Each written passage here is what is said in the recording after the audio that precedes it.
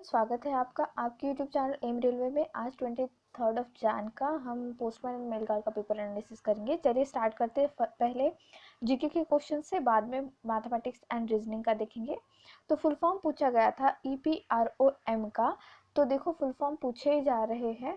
हमने already provide कर रखे कुछ इंपॉर्टेंट फुल फॉर्म हमारे टेलीग्राम ग्रुप पे। अभी तक आपने टेलीग्राम ग्रुप ज्वाइन नहीं किया है तो ज्वाइन कर लेना। एंड पेपर 2 एंड पेपर 3 के लिए क्या स्ट्रैटेजी अपनानी चाहिए, किस तरह से आपको पढ़ाई करनी चाहिए, कौन सी बुक लेनी चाहिए, इसके बारे में मैंने वीडियो अपलोड कर दिया है। थोड़ी देर में वो पब्लिक हो जाएगा, शायद ये वीडियो आने से पहले ही वो वीडियो आ जाएगा, ऐसे कुछ होगा, देख लेना, ठीक है। एंड फर्स्ट INC सेशन कितनी बार पूछेगा पता नहीं, फिर से पूछ लिया उन्होंने कि पहला INC सेशन कहाँ हुआ था। तो वो मुंबई में हुआ था 1885 में। प्रेसिडेंट कौन थे? WC बैनर्जी थे। किसने फाउंड की थी INC? वो फाउंड की थी एवो ह्यूम ने। सेकेंड सेशन पूछा गया तो उसके प्रेसिडेंट पूछे गए तो दादा भाई नौरोजी। और एक बात याद रखना, सबसे ज़्यादा बार कोई प्रेसिडेंट बना है तो दादा भाई नौरोजी। सबसे लंबे टाइम के लिए अगर कोई प्रेसिडेंट बना है तो वो है अबुल कलाम आज़ाद। ये भी याद रखना है आपको, अबुल कलाम आज़ाद वही है first education minister of India after independence. Okay, next thing, panchayat raj कौन से आर्टिकल में आता कहा गया है? तो 243A आर्टिकल। तो ये आर्टिकल से पूछा जा रहा है, फंडामेंटल राइट से पूछा जा रहा है, उसके आर्टिकल से क्वेश्चंस बन रहे हैं। तो पॉलिटी इंपॉर्टेंट है आप लोगों के लिए। अभी मुझे कमेंट सेक्शन में कमेंट करके बताना कल किसका पेपर है या फिर अपकमिंग डेज में किसका पेपर है। कौन सी लास्ट डेट है इन पेपर की, प्लीज़ मुझे बताना। लाइक कि 30 तक चलेंगे या 31 तक चलेंगे, ये भी बताना please. Agriculture and animal husbandry articles come in which part of the constitution? तो देखो इस तरह के क्वेश्चंस बन रहे हैं, मैंने आपसे कहा भी था। और एक क्वेश्चन बना था आर्टिकल 48A के बारे में कि फॉरेस्ट और वाइल्ड लाइफ को प्रोटेक्ट करना हमारी जिम्मेदारी है। किस में आता है? वो DPSP में ही आता है। DPSP कहाँ से लिया गया है? आयरलैंड से लिया गया है। तो बहुत अच्छे क्वेश्चंस बन रहे हैं, पता है। जीके एक गेम चेंजर साबित होगा अपकमिंग जितने भी एग्जाम्स है उसके लिए। इसीलिए एम रेलवे बहुत ज़्यादा जो है मेहनत ले रही है। हमने पेड कोर्सेज के लिए बहुत ज़्यादा लाइक वीडियोस बनाना शुरू कर दिया है हमने। बुक्स भी बहुत डिटेल में हम लोग बुक लिख रहे हैं। अभी न्यू वाली जो एडिशन आएगी एम रेलवे की जीके की बुक। तो अपकमिंग जितने भी एग्ज़ाम्स है उसके लिए हम आपके साथ है, प्लीज़ हमारे साथ बने रहिए। मेरे चैनल को सब्सक्राइब कीजिए अभी तक आपने अगर सब्सक्राइब नहीं किया है। बहुत सारे लोग मेरी वीडियोज़ को लाइक भी नहीं करते, हालाँकि वो वीडियो पूरा अंत तक देखते हैं।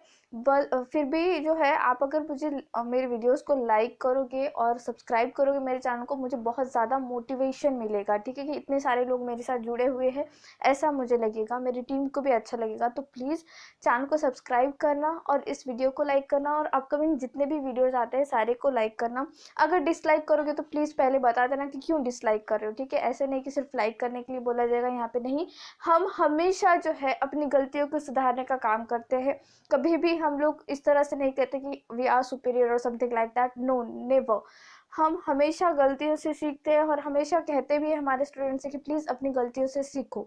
अपकमिंग जितने भी एग्ज़ाम हैं, जिसका भी एग्ज़ाम ख़त्म हो चुका है, आगे कोई भी एग्ज़ाम है, कमेंट सेक्शन में कमेंट करना। अगर हो सके तो हम उसके लिए स्टडी मटेरियल प्रोवाइड कर सकते हैं, हो सके तो हम उसके लिए क्लासेस प्रोवाइड कर लेंगे, कुछ भी करेंगे। बट आप जो है हमें बताइए कि अब आपका क्या प्लान है। ओके, नेक्स्ट क्या है? एग्रीकल्चर एंड वो तो हो गया। Part 2, origin of Bhagirathi river.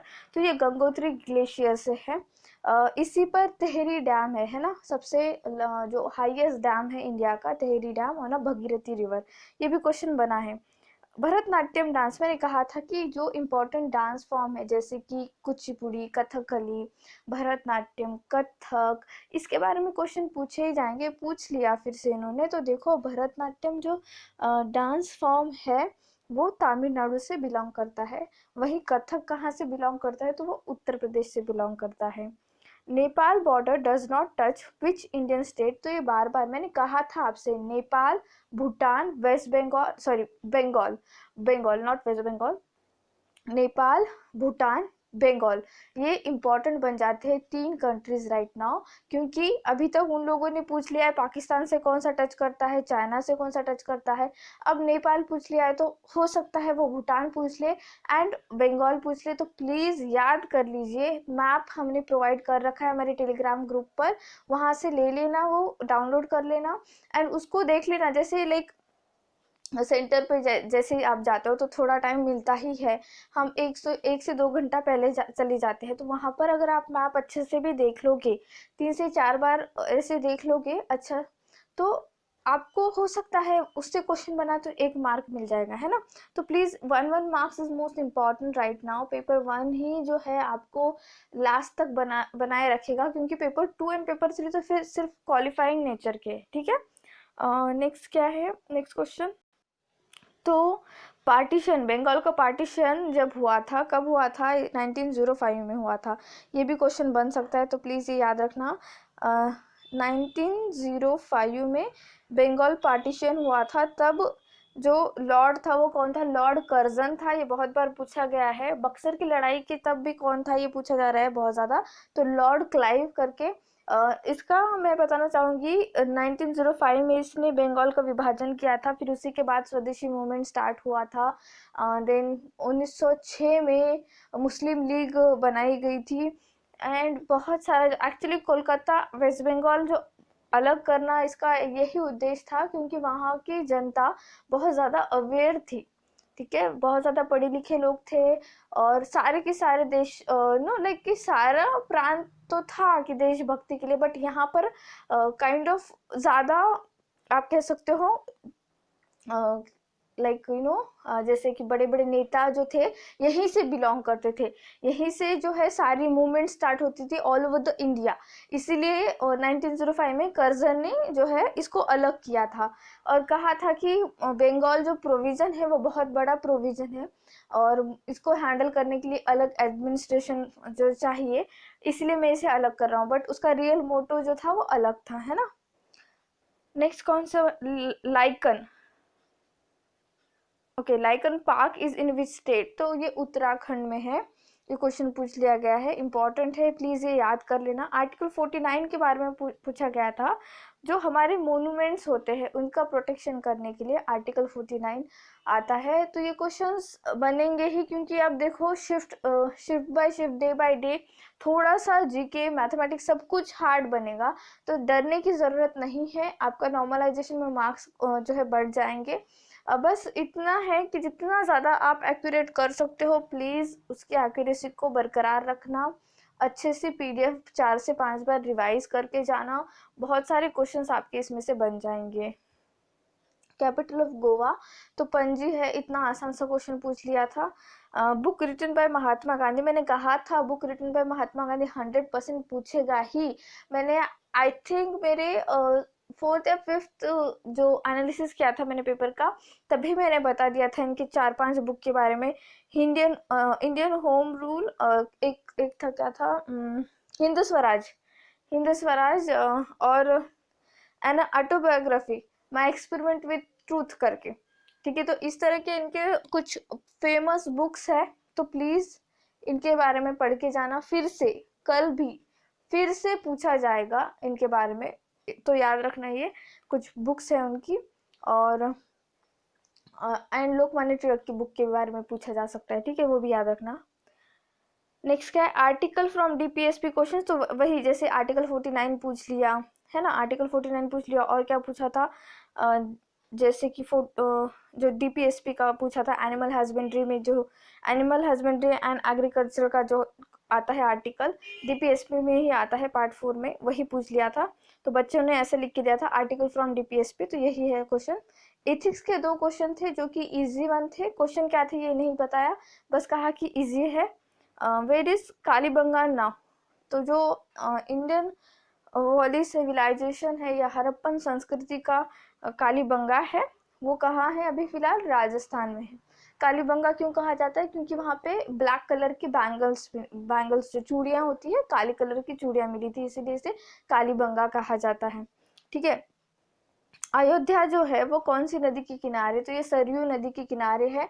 मैंने जो मेरा पीडीएफ लिखा के दिया है आपको, उसमें पूरे के पूरे इम्पोर्टेंट जितने सिटीज है वो किस नदी के किनारे है वो लिखा के दिया है, तो प्लीज वो पढ़ लेना। कुछ आई थिंक ज्योग्राफी के जब मैंने ड्रेनेज सिस्टम पढ़ाया है, ड्रेनेज सिस्टम उसी के पन्ने के लास्ट पेज पे मैंने लिखा है, तो प्लीज उतना तो भी एटलीस्ट आप रिवाइज करके जाना, 1 मार्क आपका पक्का हो जाएगा। देन न्यू इंडिया न्यूज़पेपर, देखो पूछ लिया ना एनी बेसेंट। मैंने मेरा पीडीएफ ओपन करना, जिस किसी ने भी खरीद रखा है पीडीएफ ओपन करो, और मैंने बता रखा है Tilak league and Annie Besant league. तो तिलक जो होम रूल मूवमेंट चला था उनका बताया रखा है मैंने, ऐसे हम जो करते हैं ना डिफरेंस जब बताते थे हम स्कूल में, तो इस तरह से यहाँ पे लिखा है तिलक लीग और यहाँ पे लिखा है एनी बेसेंट। तो मैंने लिखा है इसमें एनी बेसेंट ने कौन सी बुक्स लिखी है, तिलक ने कौन सी बुक्स लिखी है, एंड वो कौन से न्यूज़पेपर छापते थे, सब कुछ मैंने बता रखा है। अभी तक आपने अगर पीडीएफ नहीं लिया है खरीद लेना, क्योंकि अपकमिंग जितने भी एग्जाम्स आएंगे वहाँ पे जीके बहुत ज़्यादा इंपॉर्टेंट है, ठीक है। नेक्स्ट क्या है, heart and soul of India, तो वो इंडियन कॉन्स्टिट्यूशन, तो आर्टिकल 32 जिसमें रीड्स भी आती है, तो ऐसे क्वेश्चंस बन रहे हैं, प्लीज़ इन्हें जो है रिवाइज करते रहना है आपको, ठीक है। National park on the Myanmar border लिखा है, नामदापा, ठीक है, नामदापा जो नेशनल पार्क है वो म्यांमार और इंडिया के बॉर्डर पे है। इस तरह के क्वेश्चंस बन रहे हैं, तो प्लीज़ नेशनल पार्क्स की एक लिस्ट आप लोग हो सके तो गूगल कर लेना और उसका रट्टा शुरू कर देना, क्योंकि देखो डायरेक्टली क्वेश्चंस बनते हैं कि ये नेशनल पार्क्स कहाँ हैं, ये वाइल्ड लाइफ सेंचुरी कहाँ है, तो ऐसे क्वेश्चंस बन रहे हैं, ठीक है। स्पेस एक्स के ओनर का पूछा गया है, क्योंकि ये जो है वर्ल्ड के फर्स्ट अमीर इंसान बन गए हैं ना, इसीलिए तो इलॉन मस्क है ना इनकी, और एक ये को फाउंडर है, ये को ओनर है एक टेस्ला कंपनी के, इनके बारे में पता होगा आपको, बहुत फेमस पर्सनालिटी है। तो स्पेस एक्स के ओनर कौन है, इलॉन मस्क। सुखोई 30 हमने कहाँ से लिया है, तो ये हमने जो है रशिया से लिया है, रशिया से खरीदा है। सुखोई 30 हो गया। अब पूछा जा सकता है S-400 के बारे में, वो भी हमने रशिया से लिया है। वन मोर थिंग, जो हमारे हेलीकॉप्टर है राफेल, वो कहाँ से लिया है, वो फ्रांस से लिया है। इतने सारी चीज़ें लिए हैं, तो ये जितना भी मैंने कहा अभी तक प्लीज़ वो याद कर लेना, इससे क्वेश्चन बनता है। पेरियार नेशनल पार्क कहाँ पे है, तो ये केरला में है। अगर आपने पेरियार रिवर भी पढ़ लिया तो भी आप इसको क्लिक करके आ सकते हो, ठीक है। जो कोतिगांव वाइल्ड लाइफ सेंचुरी है वो कहाँ पे है, गोवा। मैंने जैसा कहा है आपको, please national park and wild life sanctuary आपको याद करनी ही है। हमने लिस्ट प्रोवाइड कर दी है हमारे पीडीएफ में, वहाँ से आप जो है उसको रिवाइज कर सकते हो। अदरवाइज अगर आपने पीडीएफ नहीं लिया तो प्लीज़ गूगल तो भी एटलीस्ट कर लेना और वहाँ से रिविजन करना, ओके। जो बुद्धा है, बुद्धा ने फर्स्ट उनका जो उपदेश था वो कहाँ दिया था, वो सारनाथ में दिया था। बहुत बार क्वेश्चन बन रहा है, ये लास्ट टाइम भी बना था, इसीलिए मैंने कहा है आपको एनालिसिस देखना बहुत ज़्यादा ज़रूरी है। अपकमिंग जिनके भी पेपर है मैं उनको ऐसे बताना चाहूँगी कि प्लीज़ पूरे एनालिसिस देख के जाना। लाइक अभी तक जितने भी एनालिसिस कर रखे हैं मैंने, प्लेलिस्ट बना रखी है, पूरे देखो, पूरे देखो। उसमें से 100% क्वेश्चन रिपीट होने की चांसेस, प्रोबेबिलिटी बहुत ज़्यादा है। 4 से 5 क्वेश्चन तो रिपीट होंगे ही होंगे, ठीक है। जो स्टैटिक जीके वाले क्वेश्चन है वो 100% रिपीट होंगे। Mica producing city in Jharkhand, तो ये कोडरमा, ठीक है, कोडेरमा झारखंड में जो माइका प्रोड्यूस करती है। झारखंड में बॉक्साइट भी बहुत ज़्यादा मिलता है। और एक क्वेश्चन बना था कि सबसे ज़्यादा बॉक्साइट कौन से स्टेट में है इंडिया के, तो वो है उड़ीसा। ये भी क्वेश्चन बन रहा है, बहुत ज़्यादा पूछा जा रहा है, तो जो ओर्स है उनसे क्वेश्चंस बन, तो प्लीज़ मिनरल्स एंड ओर्स का भी अच्छे से पढ़ के जाना है आपको। देन क्या है, आर्टिकल 24, आर्टिकल 24 क्या कहता है, प्रोहिबिशन ऑफ चाइल्ड लेबर। तो ये क्वेश्चंस बनते ही है, जैसे आर्टिकल 24 पूछ लेते हैं, या फिर आर्टिकल 23 पूछ लेते हैं, आर्टिकल 14, आर्टिकल 17, आर्टिकल 18। तो ये जो है हॉट टॉपिक होते हैं, लाइक कि इसके ऊपर अगर क्वेश्चन, जैसे पॉलिटी में, अब सपोज मैं ही एग्जामिनर हूँ और मुझे कहा गया है कि पॉलिटी में कुछ आसान आर्टिकल्स ही आपको जो है क्वेश्चंस बनाने हैं, तो मैं सबसे पहले चूज करूँगी फंडामेंटल राइट, क्योंकि सबसे आसान फंडामेंटल राइट्स के ही आर्टिकल है याद करने के लिए। प्लस जब आप पॉलिटी की कोई भी बुक पढ़ते हो तो 100 आर्टिकल तो आप आराम से पढ़ लेते हो, उसके बाद के आर्टिकल्स पढ़ना थोड़ा सा मुश्किल हो जाता है आप लोगों के लिए। तो इसीलिए जब भी कोई like group C group D की एग्जाम होती है, तब सिर्फ और सिर्फ टॉप 100 आर्टिकल जो हॉट टॉपिक होते हैं, जैसे आर्टिकल 123, आर्टिकल 112 जो बजट के बारे में वगैरह बताता है, तो इस तरह के आर्टिकल्स ही जो है क्वेश्चंस आपको पूछे जाते हैं। इसीलिए मैं बार बार आपको कहती हूँ कि फंडामेंटल राइट अच्छे से पढ़ के जाओ, डीपीएस पे अच्छे से पढ़ के जाओ, फंडामेंटल ड्यूटीज अच्छे से पढ़ के जाओ। तो जैसे जैसे एनालिसिस होता जाएगा मैं बताती रहूंगी, तो इतना तो भी पढ़ के जाना है आपको, ठीक है। 51A क्या कहता है, फंडामेंटल ड्यूटी, देखो पूछ लिया ना, पूछ ही लेता है, ये हमेशा पूछ लेता है। फंडामेंटल ड्यूटीज कहाँ से लिया है हमने, यूएसएसआर से लिया है। भीमबेटका फाउंडेड बाय, ओके, वाकनकार ने जो है भीमबेटका, ये कहाँ पर है, मध्य प्रदेश में है। ये पूछा जाता है, बहुत बार पूछा भी गया है। और एक बात, बुद्धिज्म या फिर बुद्धिज्म का जो पेंटिंग वगैरह है वो कहाँ पे दर्शाई गई है, ऐसा अगर पूछा जाए तो अजंता एलोरा के केव्स में दर्शाई गई है। महाराष्ट्र से सिंपली ये क्वेश्चंस बहुत ज्यादा बनते हैं। नेक्स्ट, टेहरी डैम कहाँ पे, भगीरथी रिवर, उत्तराखंड, मैंने अभी थोड़ी देर पहले ही बताया था। और इन्होंने क्या क्वेश्चन पूछ लिया देखो, हो सकता है ये सुबह की शिफ्ट में पूछा जाए या फिर कोई अलग शिफ्ट में पूछा जाए। इन्होंने क्या पूछा था अभी, यही तो ओरिजिन ऑफ भगीरथी रिवर पूछ लिया ना, तो ये हो सकता है पहले शिफ्ट में पूछा होगा गंगोत्री ग्लेशियर, और फिर बाद में सेकेंड शिफ्ट में क्या पूछा होगा, टेहरी डैम के बारे में, क्योंकि वो गंगोत्री रिवर पे ही है ना। तो इस तरह से ये इंटरलिंक करके पूछते हैं। इसीलिए जो है अगर आपकी कोई फ्रेंड है फर्स्ट शिफ्ट में जो है लाइक उनका एग्जाम है फर्स्ट शिफ्ट में, तो उनको तुरंत फोन करके पूछ लिया करो कि कुछ याद है तो प्लीज बता दे, तो उससे इंटरलिंक करके क्वेश्चंस 100% बनेंगे। मैंने बहुत बार बच्चों को कहा है कि अगर आपका सुबह के शिफ्ट में पेपर है तो प्लीज एटलीस्ट 15-20 मिनट बाद में तो भी हमें क्वेश्चंस अपलोड कर दीजिए या फिर क्वेश्चंस मेल कर दीजिए। इससे क्या होगा कि मुझे बहुत ज़्यादा हेल्प होगी बच्चों को बताने के लिए, लेकिन बच्चे करते ही नहीं इस तरह की हेल्प हमें।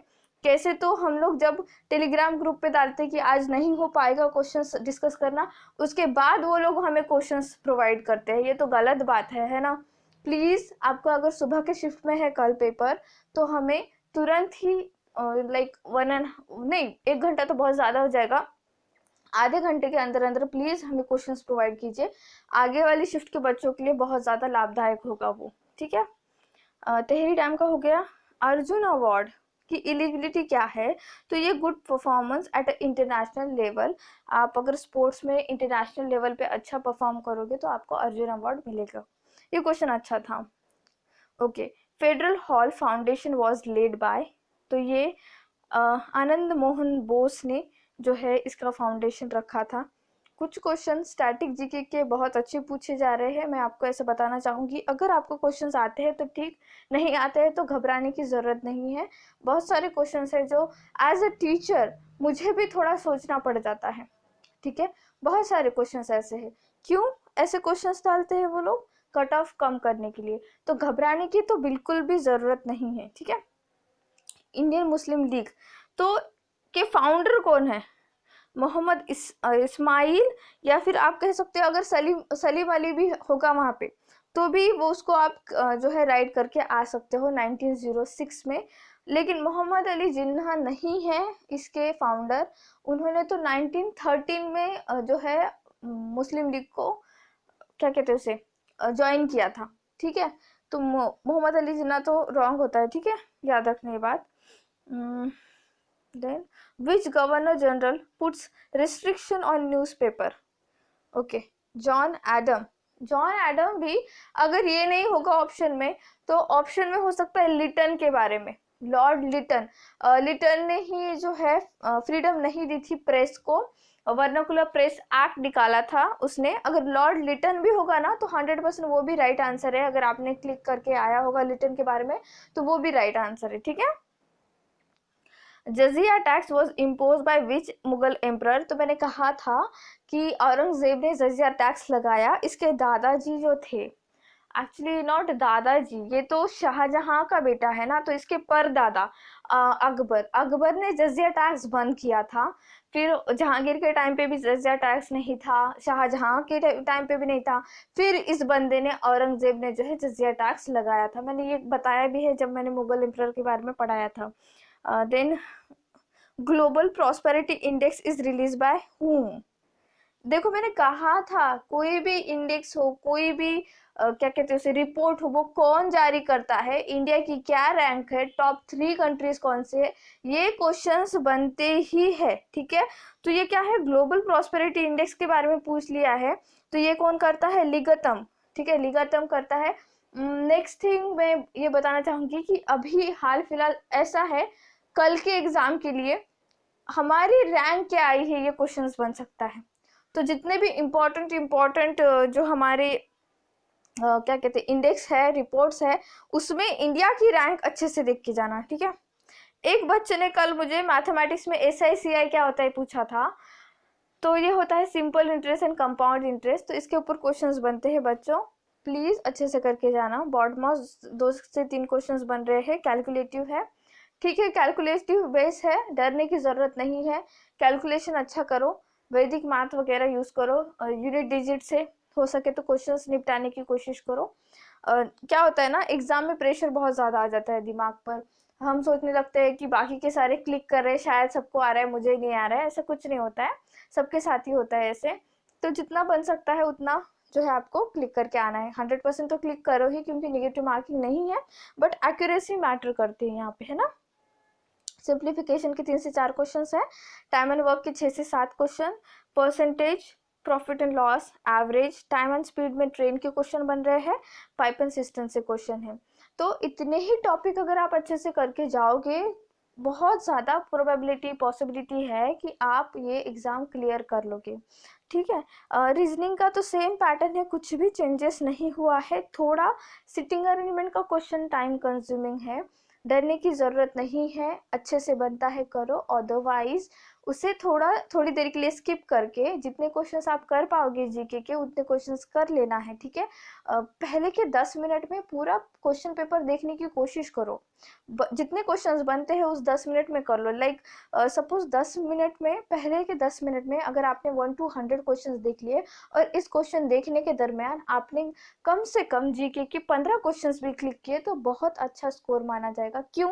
क्योंकि उसके बाद जो है आपका कॉन्फिडेंस बहुत ज़्यादा बूस्ट होता है, और आप जितना कर सकते थे उससे ज़्यादा क्वेश्चन अच्छे से कर पाओगे बाकी के 80 मिनट में। ठीक है, तो प्लीज़ इस तरह का कुछ अप्रोच रखिए पेपर सॉल्व करने के लिए। तो रीजनिंग का कुछ इस तरह से है, सेम पैटर्न है, सेम पैटर्न फॉलो हो रहा है, डरने की ज़रूरत नहीं है आपको, बस ये चैप्टर्स अच्छे से करके जाना है, इनक्वालिटी वगैरह अच्छे से करना। तो आज के लिए इतना काफ़ी था, मैंने जितना कहा है आपको कि ये पढ़ के जाओ, ये बुक्स है, इस तरह के न्यूज़पेपर वगैरह जितना भी मैंने बता रखा है, प्लीज़ वो करके जाना। Thank you so much for watching. Please subscribe my channel, share this video, like this video, and please keep revising. Thank you.